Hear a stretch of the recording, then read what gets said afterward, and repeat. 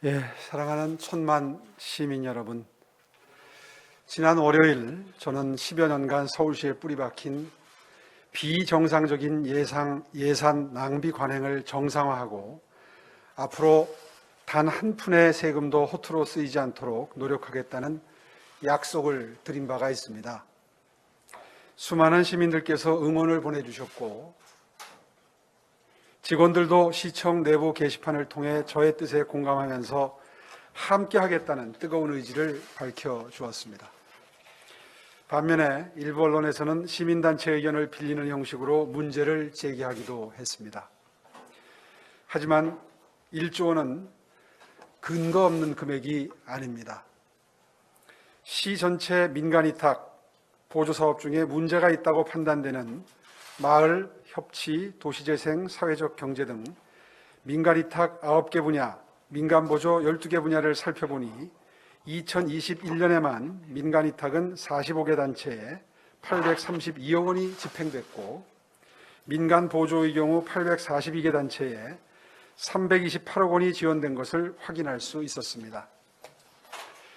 올해 1월부터 현재까지 약 9개월간 민간 보조금과 민간 위탁금으로 집행된 금액만 1,160억 원에 이르고 지원을 받은 단체도 887곳에 이릅니다.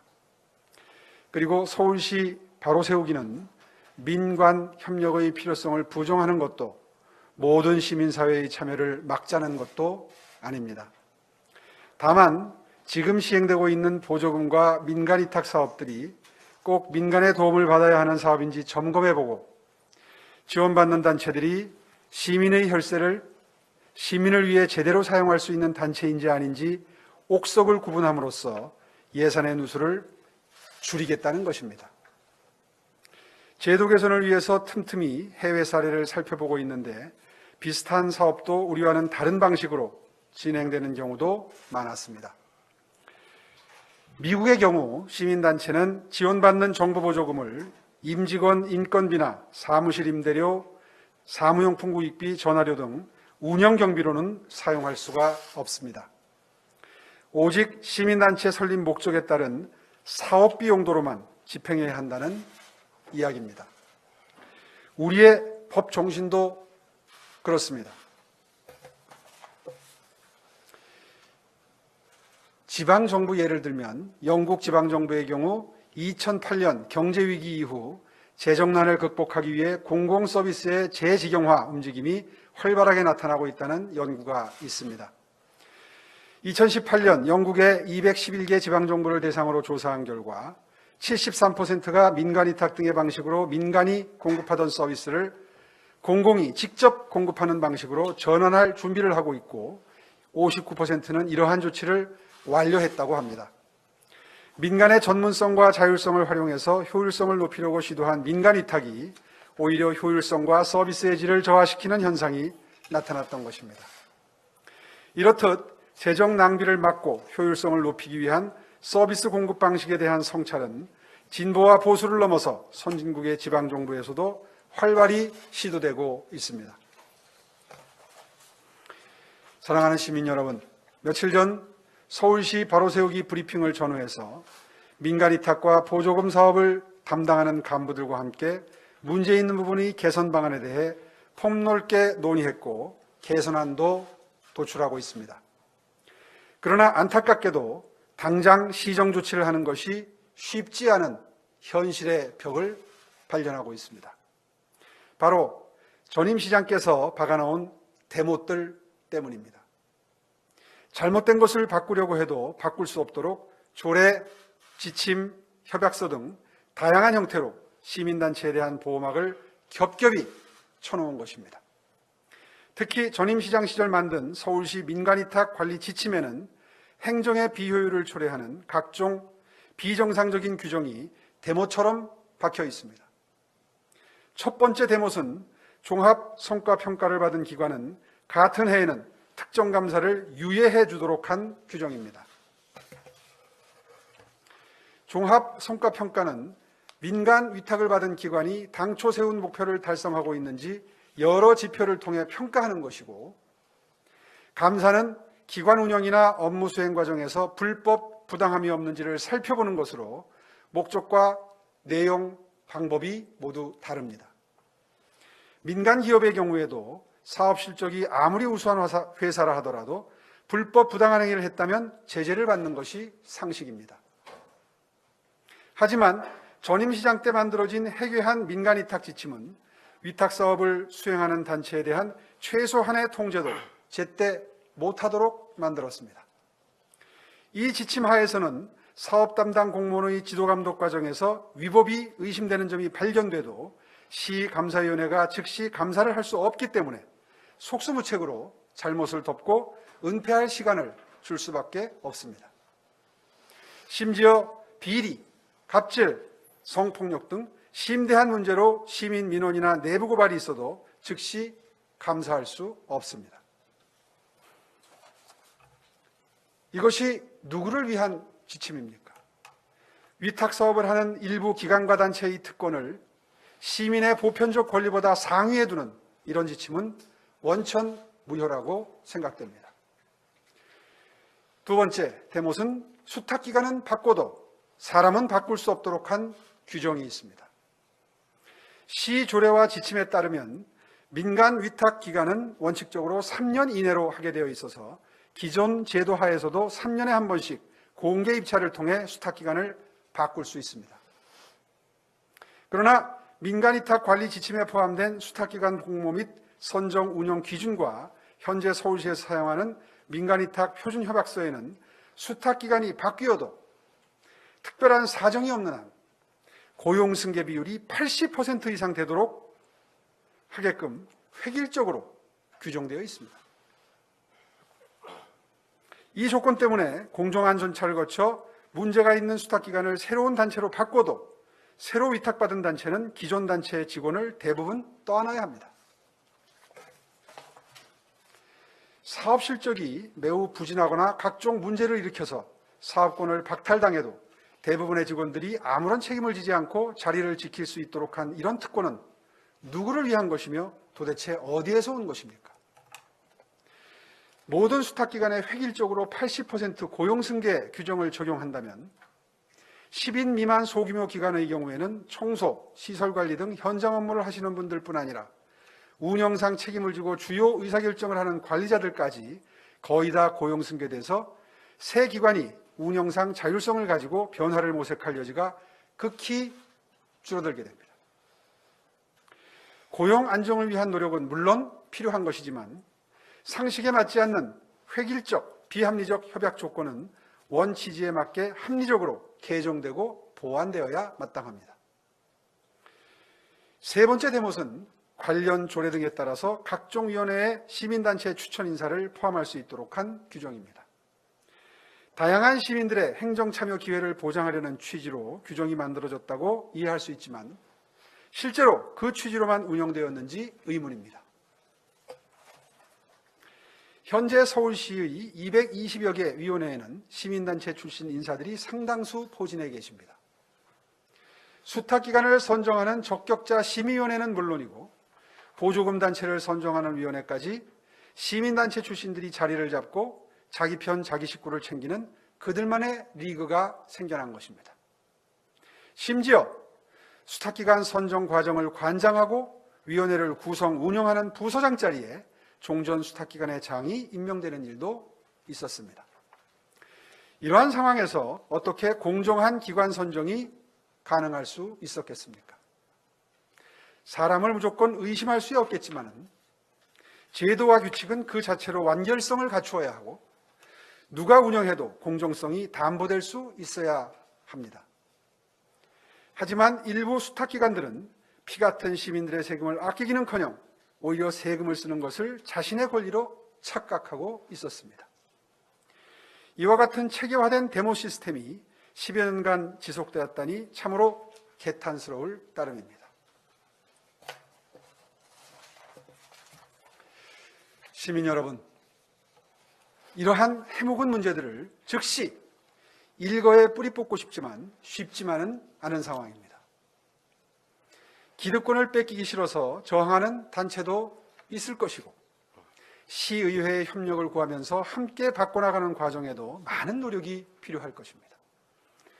그러나 저는 시민 여러분과 서울시 직원들을 믿고 비정상적인 것들을 정상화하는 길을 묵묵히 갈 것입니다.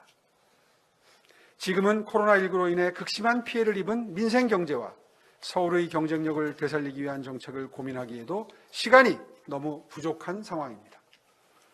가급적 소모적인 논쟁은 지양하면서 과거의 잘못은 바로잡는 한편 성과가 있다면 업그레이드 해 나가겠습니다. 시민의 혈세로 모아주신 소중한 서울시 예산을 단 한 푼도 허투루 쓰지 않을 것임을 다시 한번 약속드리겠습니다. 감사합니다. 예, 그럼 이어서 기자단 질의 답변 시간을 갖도록 하겠습니다. 먼저 매일경제 최현재 기자의 질문입니다. 시민단체들은 지난번 발표하신 1조에 대한 구체적인 근거가 없다고 비판했는데 그와 관련해서 답변 부탁드립니다. 예, 사실 지난 월요일 날 그 입장을 발표하기에 앞서서 정말 여러 차례 액수에 혹시 금액의 예산상의 숫자에 혹시 잘못이 없는지 정말 여러 차례 점검을 거듭해서 약 1조에 가깝다 이렇게 말씀을 드린 겁니다. 사실 구체적으로 하나하나 밝힐 수도 있었지만 이제 그렇게 되면 글쎄요, 그 시민단체들 입장도 난감해지실 거고, 그리고 하나하나 개별적인 사업에 대해서 지나치게 미시적으로 접근한다면 큰 줄거리가 전달되는데 오히려 지장이 있을 것 같아서 밝히지는 않았습니다. 언제라도 밝힐 수 있도록 준비되어 있습니다. 그 질문이 예상돼서 오늘 제가 이런 자료를 들고 나왔습니다. 제목은 지난 10년간 민간위탁, 민간보조 지원 현황이라는 몇 쪽짜리 수치가 잔뜩 기재되어 있는데요. 이 분야별 지원 현황, 민간위탁, 민간보조로 나눠져 있고요. 항목별로도 사회적 경제, 마을, 청년, 협치, 노동, 도시재생, 주민자치, 기후환경 이렇게 다 항목별로 구분이 돼서 이렇게 세세하게 금액이 파악이 되어 있습니다. 그 다음 장에 있는 수치들도 이렇게 쉽게 보실 수 있습니다.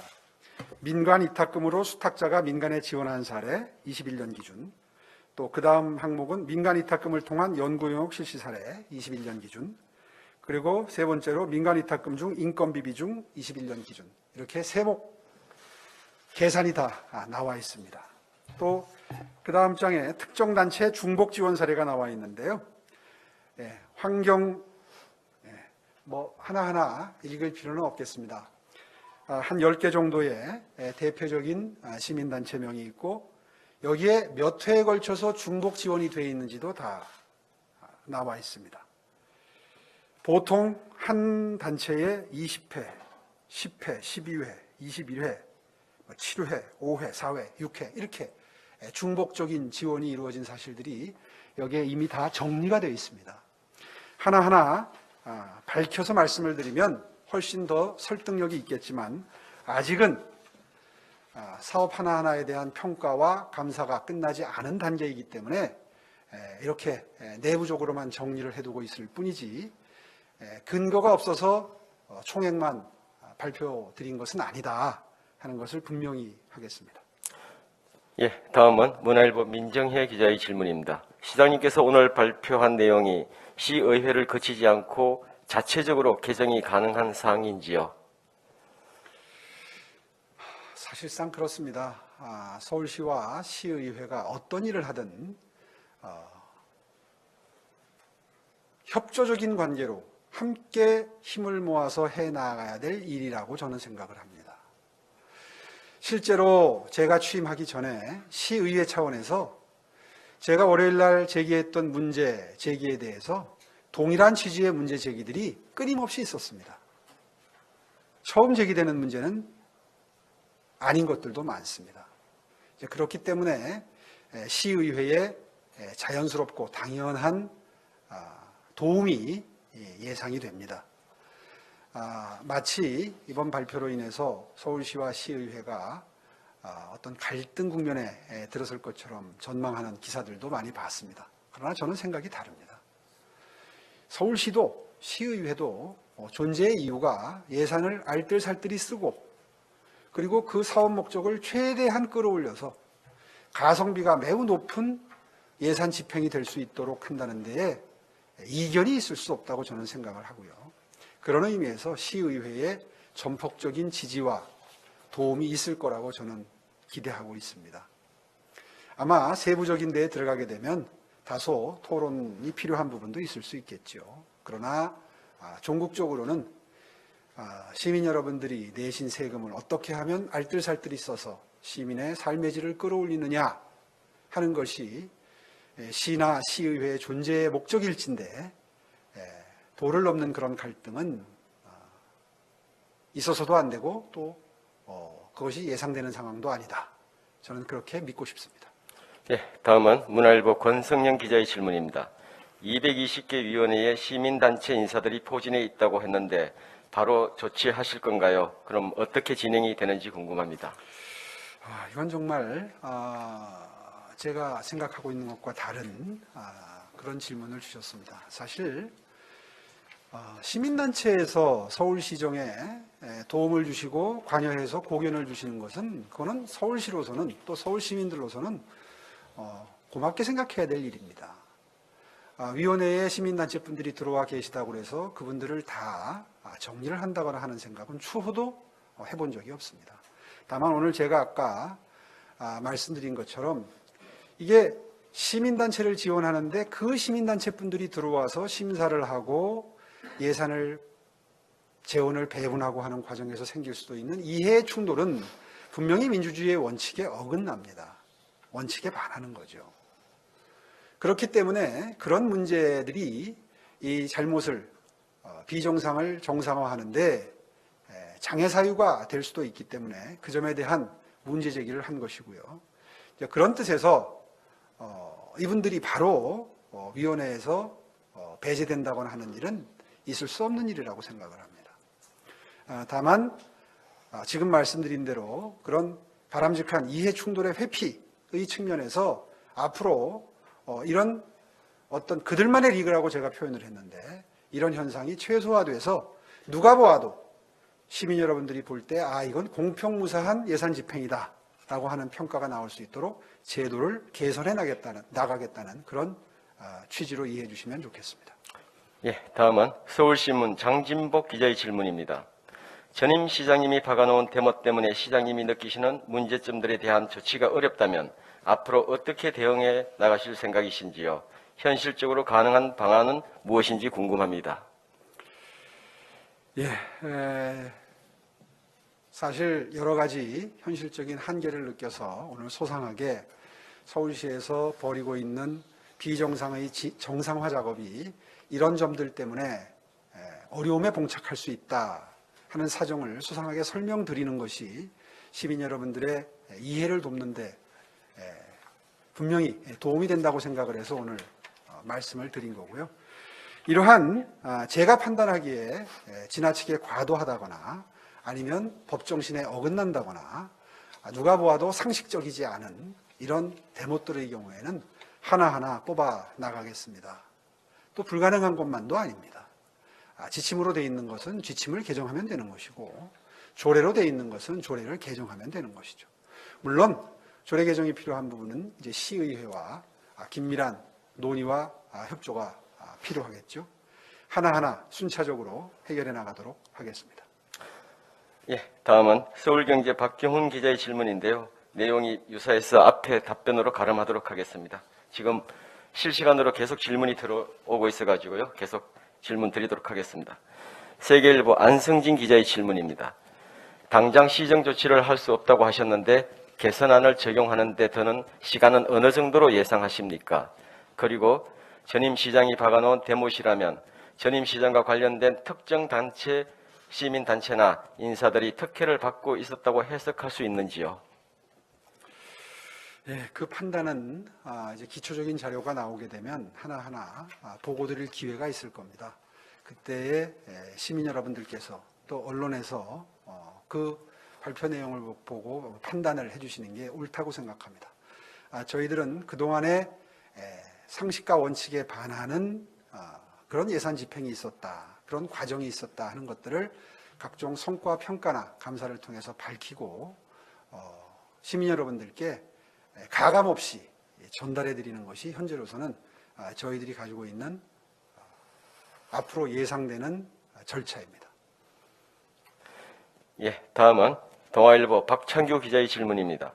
고용승계 규정이 시장께서 지적한 것처럼 의사결정을 하는 관리자들까지 고용이 승계되는 문제가 있을 수는 있지만 이를 개선하는 과정에서 일반 직원들의 고용 안정성을 해치는 결과도 불러올 수 있다는 우려가 나올 것 같습니다. 고용 안정성을 보장할 수 있는 방안도 염두에 두고 계시는지 듣고 싶습니다. 예, 아까 말씀드린 대로 고용 안정성은 되도록이면 유지하는 것이 바람직합니다. 다만 그 수탁 기관이 바뀌는 과정에 있어서 바뀌는 이유가 있겠죠. 뭐 원인이야 이유야 뭐 굉장히 다양할 수 있습니다. 따라서 그 이유와 원인에 입각해서 합리적인 판단을 하면 될 것 같다고 저는 생각을 합니다. 누가 보아도 사업이 집행하는 과정에서 문제가 있어서 그 수탁자가 바뀌는데 그 일을 했던 분들을 그대로 고용을 승계해야 한다. 이런 결과에 동의하는 시민 여러분들은 안 계실 거라고 저는 생각을 합니다. 그런데 그게 어떤 과실이나 본의 아니게 집행하다 보니까 생길 수 있는 어떤 예상 가능한 수준에서의 그런 잘못이다. 이렇게 되면 또 다시 한번 기회를 드리는 의미에서 고용승계를 하는 게 옳을 수도 있겠죠. 그 개개의 경우까지 다 이 자리에서 소상하게 말씀드리는 건 적절치 않다고 생각하고요. 그래서 성과평가를 하는 것이고 감사를 하는 것이다. 이렇게 이해해 주시면 좋겠습니다. 예, 이상으로 오늘 브리핑을 모두 마치도록 하겠습니다. 감사합니다. 예, 감사합니다.